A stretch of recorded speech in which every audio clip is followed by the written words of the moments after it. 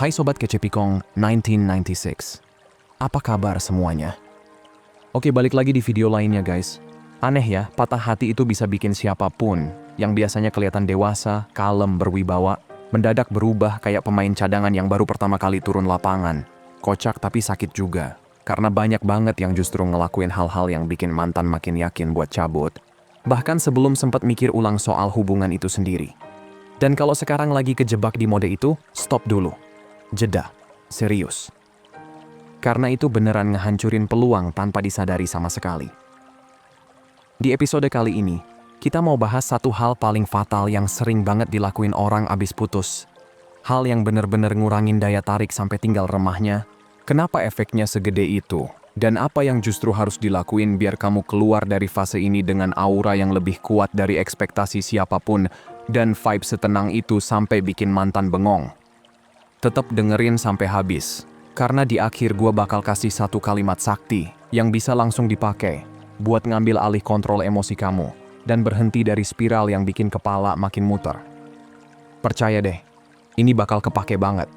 Oke, kita gas. Nah jadi gini, apa sih hal paling fatal abis putus? Jawabannya, ngejar secara emosional. Bukan ngechat terus-terusan, bukan nongol tiba-tiba di depan rumah, bukan juga drama mewek di telepon. Itu mah udah kelihatan jelas. Yang bahaya tuh justru yang enggak kelihatan, yang tanpa sadar dilakukan banyak orang. Bentuk ngejar yang diam-diam tapi bikin harga diri rontok pelan-pelan. Emotional chasing itu muncul ketika perilaku, keputusan, bahkan mood sehari-hari kita muter cuma di seputar mantan, padahal dia udah melangkah pergi. Dan biasanya muncul lewat hal-hal yang kelihatan polos, padahal vibe-nya teriak, gue putus asa dari jauh. Contohnya, nulis paragraf panjang penuh drama, berharap itu kedengeran tulus atau rentan. Padahal yang mantan denger adalah, tolong dong ubah perasaan kamu demi gue. Enggak ada orang yang bakal ngerasa tertarik kalau mereka merasa dipaksa buat ngeganti emosinya. Lalu ada minta maaf berkali-kali. 1 kali minta maaf itu dewasa. 5 kali itu insecure. 10 kali, itu udah jatuh ke arah manipulasi yang enggak diminta siapapun. Semakin sering minta maaf, semakin kelihatan kalau kita rela ngebuang harga diri demi dapetin dia lagi. Terus, ada yang minta closure. Padahal seringnya itu cuma kode kayak, tolong yakinin gue sebelum kamu pergi. Dan jujur aja, itu bikin mantan menjauh dalam hitungan detik. Belum lagi ngechat dengan alasan palsu. Cuma mau pastiin kamu baik-baik aja. Padahal terjemahannya sebenarnya, gua nggak baik-baik aja, jadi gua harap kamu nyamperin gua. Dan iya, mantan bisa baca itu dengan sangat jelas. Ada juga yang suka posting quotes sedih atau konten reaction mellow. Sayangnya, itu bukan kelihatan sebagai ekspresi luka. Itu kayak nunjukin kelemahan ke publik dan berharap ada yang merasa iba. Justru makin nurunin daya tarik, atau yang paling klasik, nyentil rasa bersalah. Setelah semua yang udah kita lewatin, masa kamu bisa pergi gitu aja? Tanpa sadar, itu kayak pakai senjata dari sejarah hubungan buat maksa terjadinya koneksi yang udah dia tinggalin. Kenapa ini nyangkut banget di dia? Ketika seseorang menjauh, mereka bukan pengen lihat apakah kita bakal berjuang. Mereka cuma pengen lihat, siapa sih kamu sebenarnya ketika semuanya hancur? Orang bakal secara alami respect sama pasangan yang tetap grounded, meskipun patah hati, dan secara alami menjauh dari pasangan yang langsung tenggelam dalam panik. Emotional chasing enggak pernah bikin mantan balik. Yang ada justru makin mendorong mereka pergi, karena itu ngasih jawaban dari ketakutan mereka yang paling besar. Ternyata kamu bukan orang yang gue kira. Dan itulah alasan kenapa ini jadi kesalahan paling fatal. Nah, lanjut ya. Dan dari sinilah masuk ke bagian yang sering bikin orang kepleset tanpa sadar. Setelah semua tindakan tadi, ada satu pertanyaan yang muncul. Kenapa sih hal-hal itu bisa ngancurin semuanya secepat itu? Nah, ini penting banget. Karena kalau bagian ini dimengerti, sisa move on bakal jauh lebih ringan dan enggak sebingung biasanya. Hal-hal kayak emotional chasing tadi tuh beneran destruktif. Banyak orang mikir kalau ngejar abis putus itu tanda setia. Tanda masih sayang. Tanda enggak mau nyerah. Tapi yang mantan rasain justru kebalikannya. Itu bukti kalau orang yang dulu kamu tunjukin, orang yang kelihatan kuat, stabil, dan berpendirian, ternyata cuman facade yang gampang runtuh begitu hubungan goyang sedikit aja. Karena begitu dia mundur satu langkah, dia bukan cuma pergi begitu saja. Dia lagi ngamatin. Dia lagi nonton cara kamu ngadepin hantaman emosional tanpa ngerusak diri sendiri. Dan ketika respon kamu adalah ngejar, dan ngejar, pesan yang kekirim itu jelas banget. Kamu nggak punya struktur emosional yang solid. Dan itu, serius, cara paling cepat buat kehilangan dia secara permanen. Emotional chasing itu bukan cuma bikin mantan menjauh. Itu ngehancurin peluang. Nah lanjut ya. Dan ini masuk ke alasan pertama kenapa emotional chasing bisa ngehancurin semuanya. Karena tanpa sadar, kamu lagi ngajarin dia satu hal penting. Value kamu bisa dinego. Kayak bilang, gue rela nurunin standar, nyerahin batasan diri, bahkan ngorbanin harga diri, asalkan kamu balik. Orang enggak bakal mikir secara sadar, wah, value dia rendah banget. Tapi vibes itu kerasa instan. Energinya kebaca. Karena seseorang yang gampang keguncang sampai akhirnya memohon-mohon, itu sebenarnya nunjukin kalau nilai dirinya cuma naik ketika dia dipilih. Dan model begini ujung-ujungnya masuk ke pola hubungan yang enggak seimbang. Satu pihak mimpin, yang satu lagi cuman ikut arus. Dia yang ngeset aturan. Kamu yang ngikut. Dia yang menentukan ritme. Kamu yang nyesuaiin diri. Begitu dia sedikit aja narik diri, kamu langsung panik. Itu dinamika yang bikin kamu kehilangan posisi kamu sendiri. Seseorang yang punya value tinggi itu beda. Mereka punya pilihan. Mereka punya hidup yang tetap berjalan meskipun hubungan berantakan. Mereka nggak ngejar. Mereka bangkit. Mereka pulih. Mereka balik ngerapiin hidupnya sendiri dulu. Dan ketika kamu malah ngejar, tanpa sadar, kamu ngasih pesan jelas banget. Gue bukan orang yang kamu kira. Gue bukan tipe yang bisa tetap berdiri tegak. Itu yang bikin daya tarik merosot. Itu yang bikin posisi kamu goyah. Dan itu alasan kenapa emotional chasing jadi kesalahan besar dari awal. Oke, sekarang kita geser ke alasan kedua. Dan bagian ini tuh yang paling sering banyak orang ngeyel. Putus itu bukan cuma drama, tapi luka emosional. Bahkan kalau dia yang mutusin, tetap aja ada hantaman perasaan di dalamnya. Dan luka kayak gitu butuh space buat reda. Tapi kalau kamu terus ngejar, terus nongol, terus ngasih sinyal, dia nggak pernah punya kesempatan ngerasain dampak dari perpisahan itu sendiri. Tiap kali kamu ngechat atau nelpon, kamu malah ngehapus rasa nggak nyaman yang seharusnya muncul. Akibatnya, dia nggak sempet ngerasa kehilangan. Dia nggak sempet duduk dan mikir, gue yakin enggak ya sama keputusan gue. Dia enggak sempet kangen. Bahkan hening aja enggak dia dapet. Padahal justru di momen hening itu banyak hal muncul. Nostalgia yang tiba-tiba balik, keraguan yang mulai ngegigit pelan-pelan, rasa penasaran yang ngehidup lagi, bahkan ketertarikan yang bisa mulai ulang dari nol. Dan begitu kamu terus ngejar, kamu ngeblok semua proses itu. Kamu kayak ngasih napas buatan emosional ke seseorang yang sebenarnya butuh waktu buat ngatur pikirannya sendiri. Kamu terus interupsi proses yang harusnya jalan pelan tapi pasti. Makin kamu maksa benerin keadaan, makin dia yakin pengen menjauh. Karena dia nggak bisa ngebangun respon emosinya kalau tiap detiknya kamu masuk lagi dan masuk lagi. Intinya, kamu pengen ngebut proses yang cuma bisa berjalan kalau kamu justru nginjek rem. Dan dari sini kita lanjut ke alasan ketiga, yang jarang banget diomongin langsung. Tapi selalu kerasa jelas begitu kamu mulai panik abis putus. Ini hal yang orang biasanya tahan di dalam hati, tapi energinya kebaca terang-terangan. Kamu nelpon 3 kali dalam sejam. Kamu ngirim chat sepanjang skripsi. Kamu ngejelasin ini itu tanpa henti. Kamu maksa obrolan terus lanjut. Kamu nangis, kamu memohon, kamu minta dia mikir ulang.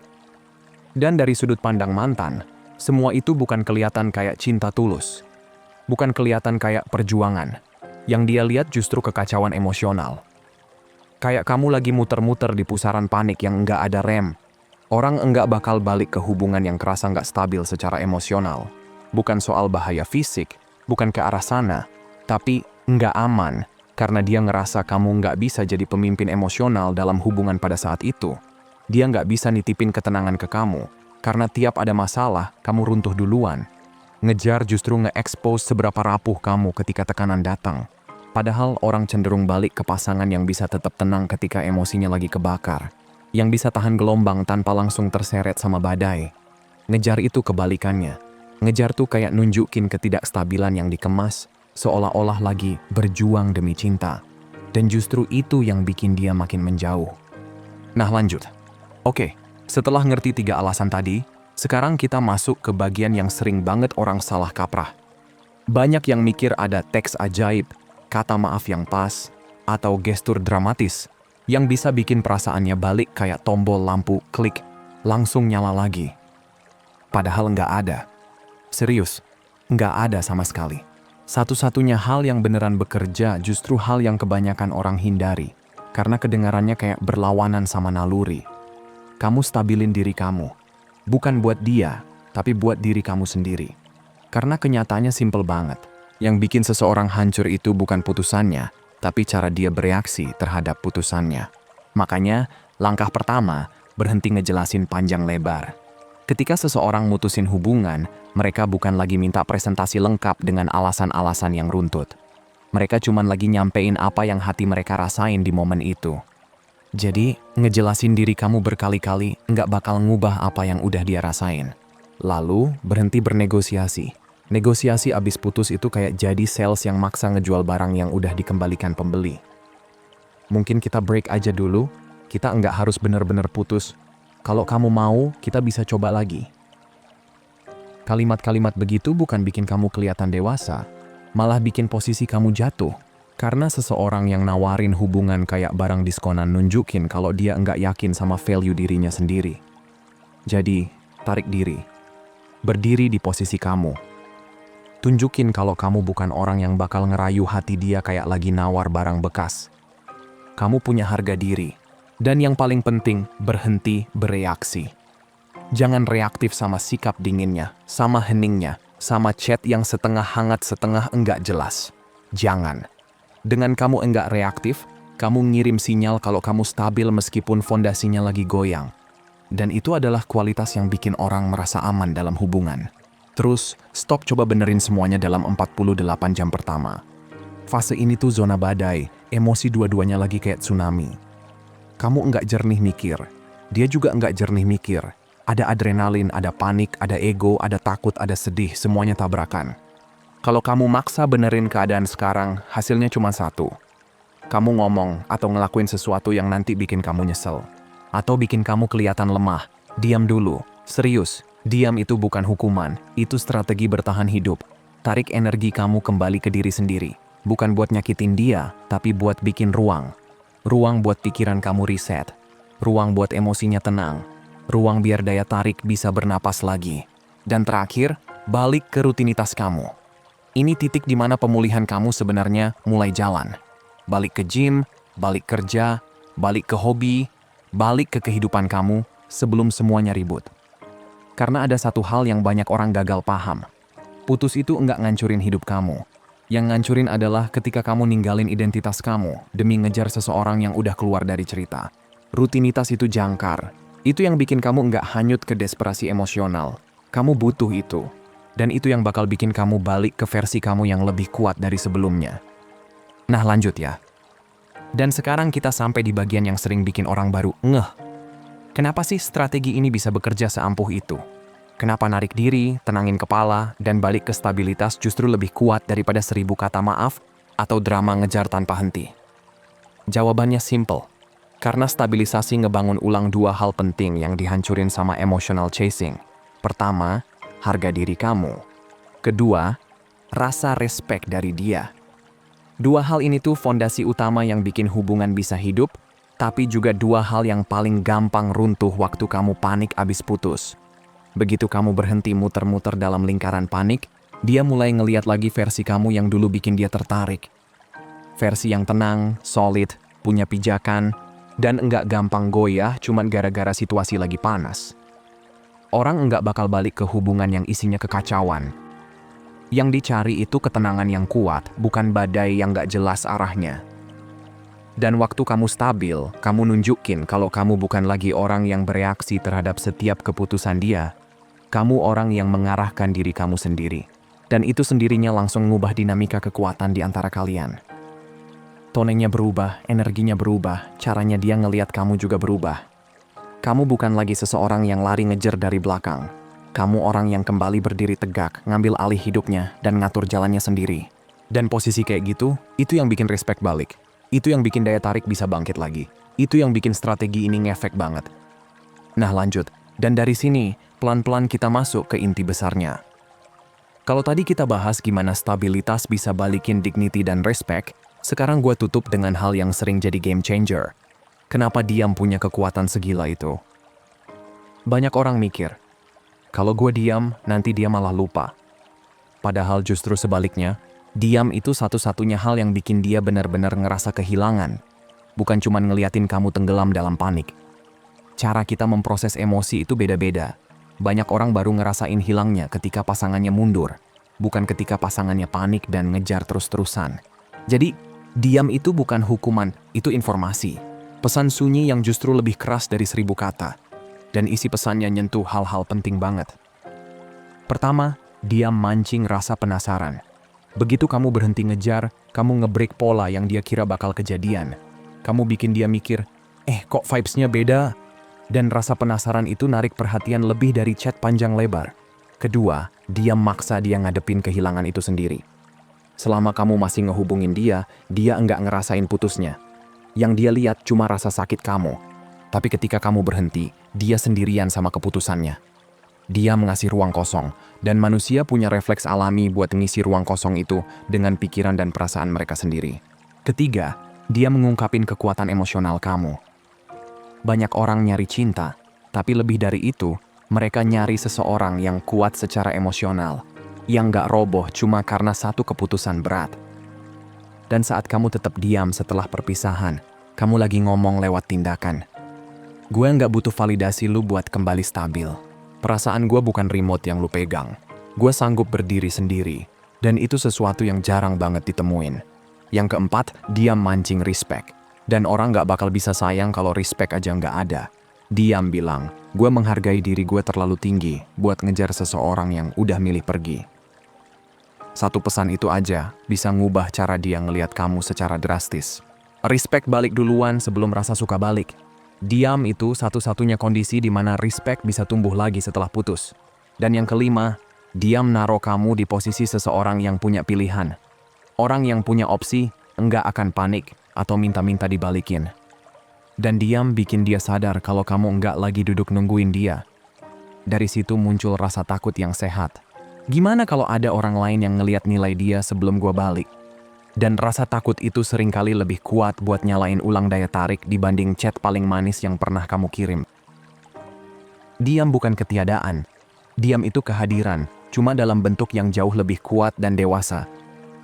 Nah, setelah semua yang tadi kita bahas, tentang diam, tentang stabilitas, tentang gimana semuanya nge-shift ketika kamu berhenti panik, ini bagian yang udah dijanjikan dari awal. Bagian kecil, tapi efeknya gede banget. Ada satu kalimat yang bisa langsung ngerem spiral kamu setiap kali muncul dorongan buat ngehubungin dia lagi. Ibarat tombol emergency brake biar kamu nggak kepleset balik ke pola lama. Kalimatnya simple, tapi maknanya dalam banget. Ucapin ke diri sendiri gini, gue bukan lagi berjuang buat dia. Gue lagi berjuang buat kestabilan diri gue sendiri. Dan pas kamu bener-bener nyerap makna itu, rasanya kayak realitasnya langsung berubah. Fokus kamu balik ke diri sendiri. Energi kamu nggak lagi tumpah ke arah yang ngerusak. Kamu balik ngelihat diri kamu dari kaca yang lebih jernih. Dan yang keren, momen kamu mulai stabil. Beneran stabil, bukan pura-pura santai. Di situ image kamu di mata dia juga berubah. Kamu balik jadi versi kamu yang dulu bikin dia respect. Karena rasa hormat itu bukan datang dari kata-kata manis, curhatan panjang, atau pembuktian mati-matian. Respect datang ketika kamu bisa berdiri kokoh di tengah badai emosi. Dan ingat baik-baik, ya, respect itu satu-satunya pintu masuk sebelum cinta atau ketertarikan bisa hidup lagi.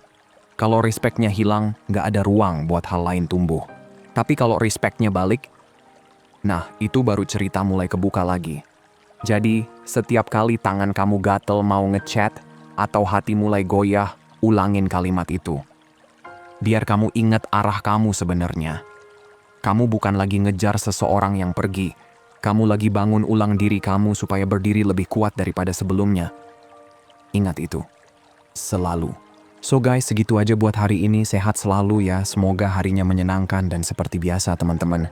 Hargai diri kamu di atas perasaan kamu. Abaikan apa yang kamu rasain, dan ingat apa yang kamu layak dapetin. Kalau mau hubunganmu jauh lebih baik dan sehat, hargai dan perlakukan dengan baik diri sendiri dulu. Makasih udah nonton ya, dan sampai jumpa di video berikutnya teman-teman.